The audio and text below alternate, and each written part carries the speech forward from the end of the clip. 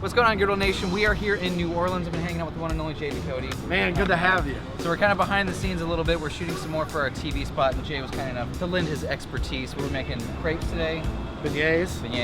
We were cooking on something new. You guys haven't seen a ton of it yet, but we kind of want to give you a little sneak peek. Some of you have been posting pictures from Walmart, but come check out this new Blackstone range top. We absolutely love this thing. What do you think about it, Jay? Man, it was a workhorse today. We did po' boys on this thing. Yeah. We had the fryer set up. Andouille. We did andouille and fried shrimp po' boys. So over here on the side we had it's a fryer. beautiful piece of equipment. But yeah, a few pictures have been floating around social, so actually Jay got to be the first to officially introduce it to the world. So it's fun. Oh, it's a great rig. Do you cook on a griddle? I do.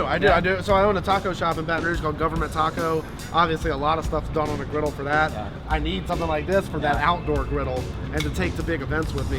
You guys check out Jay Ducote. I'll put some links and stuff in the description. Thank you guys for watching. I'm Chef Nate, and I'll see you guys in the next video.